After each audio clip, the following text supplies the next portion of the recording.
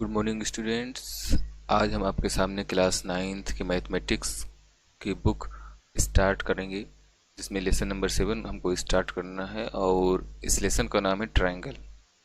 ठीक है, तो इस लेसन के अंदर ट्रायंगल में हमको ये बताया गया है कि कोई दो चीज़ सर्वांगसम कैसे होती हैं। तो चलो पहले इस पर डिस्कशन कर लेते हैं कि दो शेप, दो आकृतियाँ सर्वांगसम कैसे हो सकती हैं, किसको सर्वांगसम बोलेंगे और समरूप किसे बोलेंगे। इन दो चीज़ों के बारे में आपको जानना बहुत ज़रूरी है। तो स्क्रीन पर देखते हैं। सबसे पहले देखिए, तो हमको मान लिया अगर प्रूफ करना है, हमको बताना है कि दो चीज़ें सर्वांगसम है, दो ट्रायंगल सर्वांगसम है। देखिए, एक ये ट्रायंगल बन गया, एक ये ट्रायंगल हमने बना लिया। ठीक है, देखिए दोनों ट्रायंगल हमने इस तरीके से बनाए हैं कि दोनों ट्रायंगल बिल्कुल सेम साइज तो नहीं, लेकिन शेप बिल्कुल सेम है, यानी कि ये समरूप त्रिभुज है। समरूप त्रिभुज यानी कि ऐसे त्रिभुज जिसमें जिनका ये दोनों त्रिभुज समबाहु त्रिभुज है। ठीक है, क्योंकि इसकी तीनों भुजाएं और इसकी भी तीनों भुजाएं बराबर है और इसकी भी तीनों भुजाएं बराबर है, इसलिए समबाहु त्रिभुज है।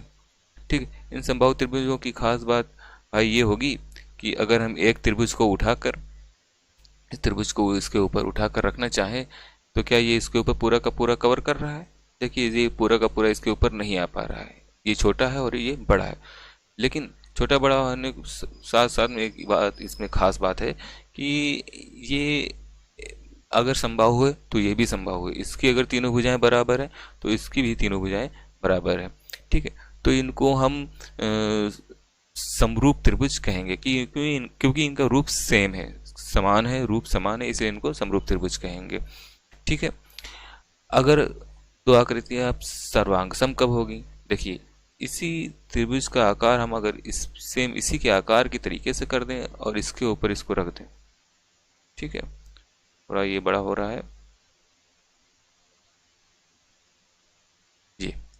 ठीक है, देखिए अब ये जो त्रिभुज है, और एक त्रिभुज ये और एक त्रिभुज ये दोनों त्रिभुज हमारे सर्वांगसम है।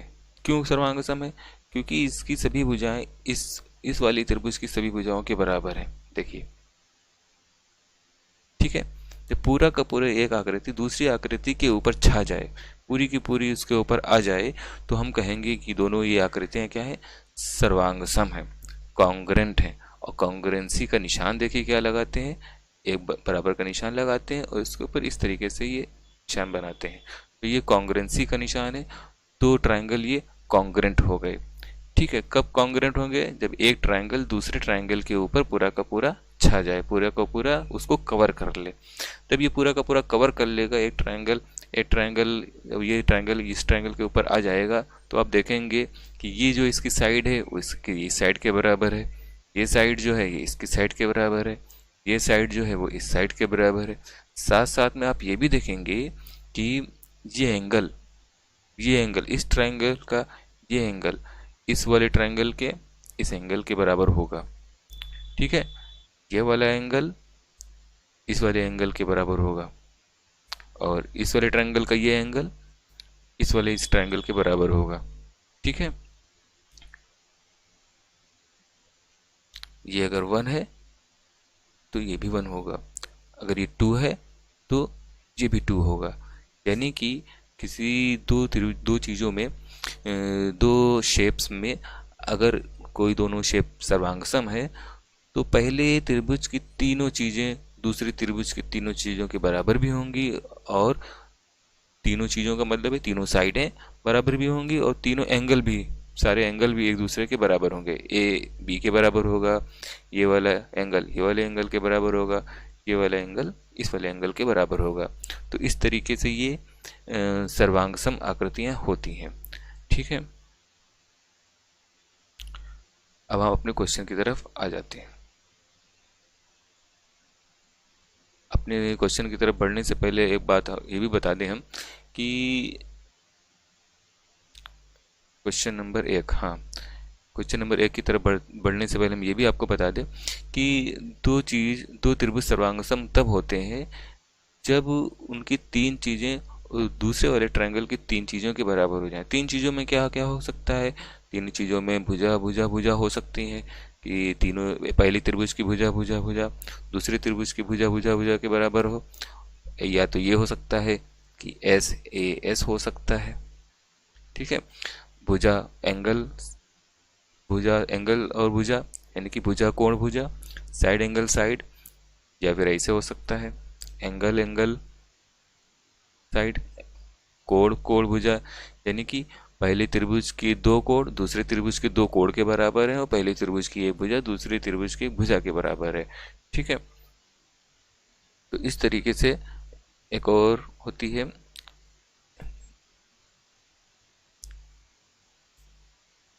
ए एस ए, कोण भुजा कोण, angle side angle.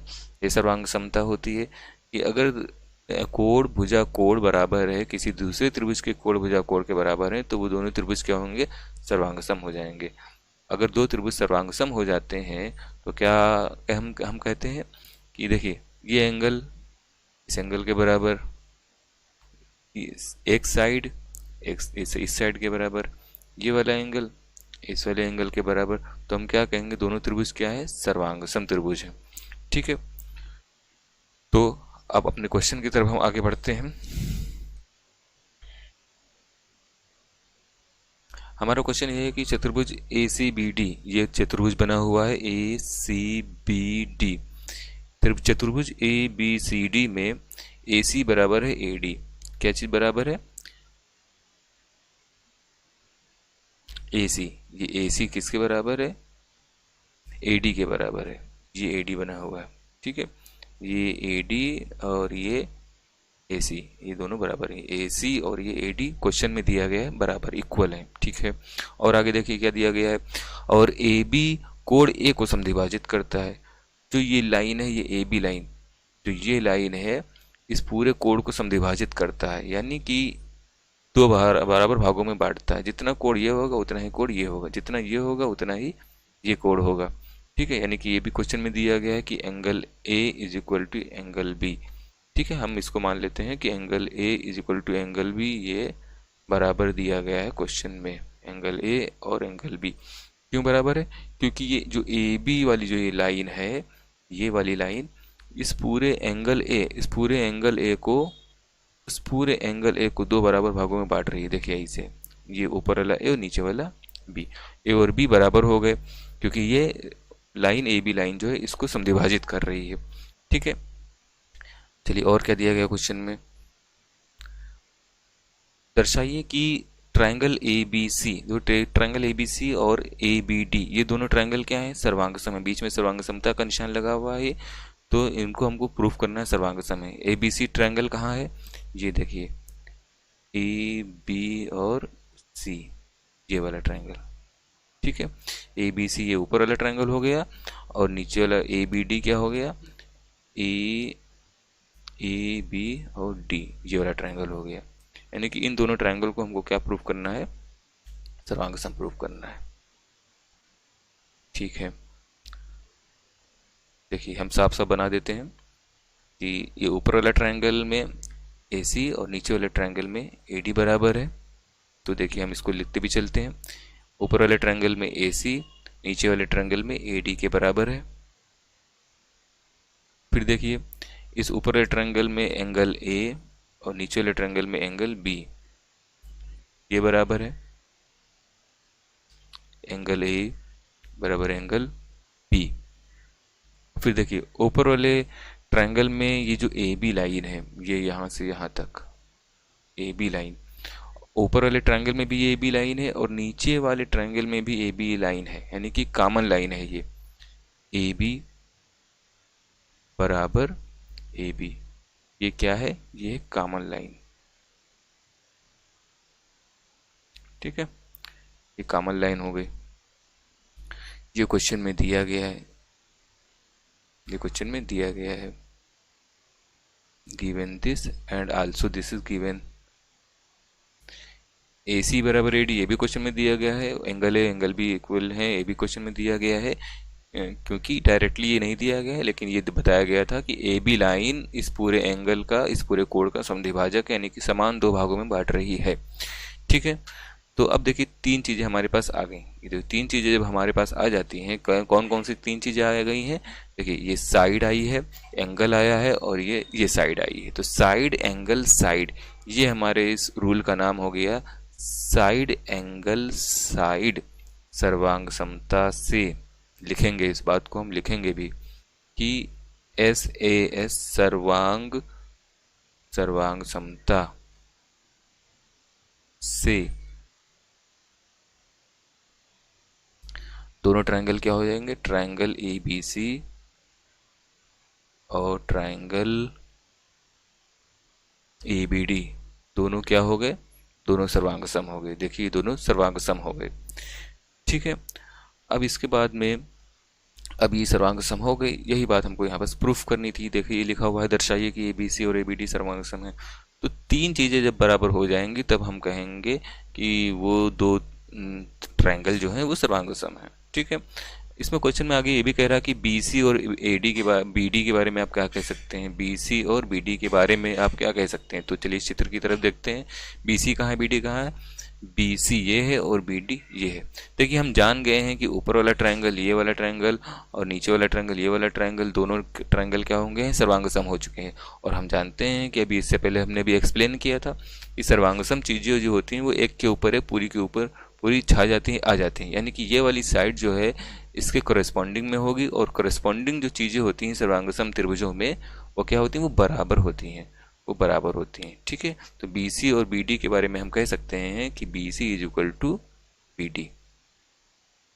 BC is equal to BD। इसका रीज़न आगे लिख देंगे कि क्योंकि लिखेंगे कि दोनों ट्रायंगल क्या हैं, ये देखिए ये दोनों ट्रायंगल, यही बात यहाँ लिख देंगे, क्योंकि ABC सर्वांगसम है किसके? ABD के सर्वांगसम है। ठीक है, इस तरीके से हमने ये पहला क्वेश्चन कंप्लीट किया। अब हम चलते हैं नेक्स्ट अपने दूसरे क्वेश्चन की तरफ।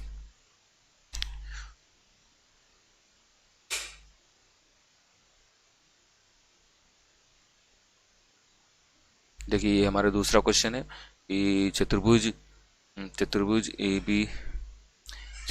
ABCD एक चतुर्भुज है जिसमें AD बराबर BC। AD कहाँ है? ये AD है, और BC कहाँ है? ये BC है। ठीक है, और ट्रायंगल DAB, ट्रायंगल नहीं, एंगल DAB और एंगल CBA बराबर है। DAB कहाँ है? देखिए DAB कह रहा है, DAB ये कुछ ये, और CBA ये चित्र आप देखेंगे, देखिए समझ में आ जाएगा कि CBA और DAB ये DAB और CBA बराबर है, क्वेश्चन में दिया गया है। ठीक है, तो हमको सिद्ध क्या करना है? हमको सबसे पहले सिद्ध करना है कि ट्रायंगल ABD कहाँ है? ABD ये ऊपर वाला ट्रायंगल, और BAC कहाँ है? BAC ये वाला ट्रायंगल, ये हमको सर्वांगसम प्रूफ करना है। तो कौन से ट्रायंगल सर्वांगसम प्रूफ करना है, जरा हम आपको इसको हाईलाइट करके दिखा देते हैं। देखिए ये जो एंगल है, ये जो ट्रायंगल है आपका, ठीक है, ये जो ट्रायंगल है इस, और बाद में कौन सा? ये वाला ट्रायंगल, एक ट्रायंगल ये बन रहा है, देखिए एक ट्रायंगल आपका ये बना। ठीक है, और एक ट्रायंगल इसके नीचे जस्ट हमने जो बनाया है उसका कलर उसका थोड़ा नीचे भी जा रहा है। ठीक है, ये दोनों ट्रायंगल को हमको प्रूफ करना है, ये सर्वांगसम है। ठीक है, स्टार्ट करते हैं। तो देखते हैं कि ये जो ट्रायंगल हमको सर्वांगसम प्रूफ करना है उनको हम पहले बार लिखेंगे ABD, ट्रायंगल ABD तथा ट्रायंगल BAC में। देखिए ABD में कौन सी चीज? ABD में देखिए ABD कहाँ? ABD ये है। ABD में देखिए साइड AD लिख देते हैं, और इस BAC में देखिए, BAC में BC, तो ऊपर वाले ट्रायंगल में ये देखिए AD और नीचे वाले ट्रायंगल में देखिए ये BC लिख देते हैं। लिख हमने इसको बराबर क्यों लिख दिया है, क्योंकि आप क्वेश्चन देख सकते हैं कि क्वेश्चन में साफ साफ दिया गया है AD is equal to BC दिया गया है। हाँ सॉरी ये AC हो गया, इसको BC हमको लिखना चाहिए था। ठीक है, ये BC हो गया, क्वेश्चन में दिया गया है। अच्छा, इसके बाद में ऊपर वाले ट्रायंगल में देखेंगे एंगल ए कौन सा, DAB, और नीचे वाले ट्रायंगल में देखेंगे CBA। ध्यान से देखिए, ऊपर वाले ट्रायंगल में देखिए पूरा एंगल हमको ये एंगल ए हम कह रहे हैं, और CBA में एंगल बी, ये दोनों देखिए क्वेश्चन में लिखा हुआ है बराबर है, इक्वल है, तो इसको हम भी ऐसे नोट कर लेंगे। DAB, angle DAB is equal to angle CBA। ठीक है, CBA। तो ये दो चीजें हो गई। अब देखिए तीसरी चीज हमको खुद से ढूंढना है कि इसमें कौन सी चीज ऊपर वाले ट्रायंगल में कौन सी चीज नीचे वाले ट्रायंगल में कौन सी चीज के बराबर है। तो आप जरा ध्यान दीजिए, ये देखिए लाइन बनी हुई है, ये लाइन, इस लाइन पर आप देखेंगे ये लाइन इस ट्रायंगल में भी है और ये वाली लाइन इस ट्रायंगल में भी है, यानी कि AB जो लाइन है दोनों ट्रायंगल में कॉमन है, तो इसीलिए हम इसको लिखेंगे AB is equal to AB लिख देंगे हम इसमें, यहाँ AB is equal to AB लिख देंगे, और उसका रीजन भी लिखेंगे कि ये कॉमन लाइन, ठीक है, ये कॉमन लाइन है। और बाकी जो चीजें हैं ये क्वेश्चन में ही गिवन थी, तो उसके आगे लिख देंगे गिवन, या फिर हिंदी में लिखेंगे दिया है। ठीक है, अच्छा, तीन चीजें देखिए बराबर हो गई, तीन चीजें हमारे पास आ गई। कौन कौन सी आई चीजें, साइड है और एंगल है और एक साइड है, तो SAS सर्वांग समता ये लग जाएगी। ठीक है, क्या लिखेंगे उसके नीचे, SAS सर्वांग समता से कौन से ट्रायंगल DAB, DAB कहिए चाहे BAD कह दीजिए, BAD कह देते हैं, BAD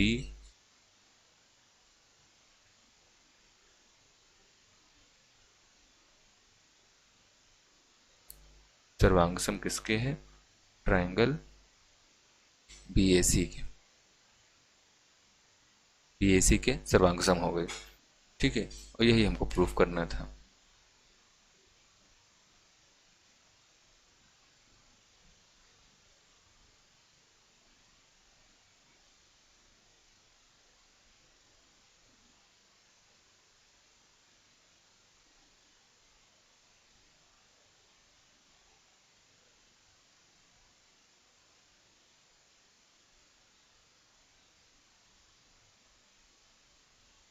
ठीक, अब देखिए ये दोनों ट्रायंगल अगर क्या कहते हैं सर्वांगसम हो गए, तो इसके बाद देखिए BD is equal to AC के बारे में हम क्या कह सकते हैं, प्रूफ करना है हमको BD is equal to AC। तो देखिए BD कहाँ है, BD इस ट्रायंगल में है जिसको हमने सर्वांगसम प्रूफ किया है, और AC कहाँ है, AC ये देखिए है। ठीक है, अब हम इसको लाइन बनाकर दिखा देते हैं, आपको क्लियर हो जाएगा। आपको पहले कौन सी लाइन बनाना है, BD, देखिए BD ऊपर वाले ट्रायंगल में है, ये वाला BD, और AC देखिए AC इस वाले ट्रायंगल में है। ठीक है, BD और AC, पहले वाले ट्रायंगल में BD और दूसरे वाले ट्रायंगल में AC, ये हमको बराबर प्रूफ करना है। हम इसको एज इट इज लिख देंगे कि BD is equal to AC, BD is equal to AC। क्यों लिख सकते हैं, क्योंकि हम जानते हैं कि दोनों ट्रायंगल सर्वांगसम है, क्योंकि हम जानते हैं कि ADB सर्वांगसम है इसके, त्रिभुज ACB के। और जब दो त्रिभुज सर्वांगसम होते हैं, सर्वांगसमता का निशान देखिए ऐसे होता है, ADB, ये सर्वांगसमता का निशान है। तो जब दो त्रिभुज सर्वांगसम होते हैं तो हम कह सकते हैं कि उनकी संगत चीज़ें बराबर हैं, तो इसीलिए उसको हम कहते हैं बाई सीपीसीटी। बाई सीपीसीटी भी लिखते हैं। बाई सीपीसीटी का मतलब क्या है? Corresponding part of congruent triangle, यानी कि इस सर्वांगसम त्रिभुजों के संगत भाग जो होते हैं वो बराबर होते हैं। ठीक है, ये आपके सामने दूसरा क्वेश्चन आपका कंप्लीट हुआ। इसमें ये पार्ट ये रह गया A B D. A B D is equal to B A C. A B D कहाँ है?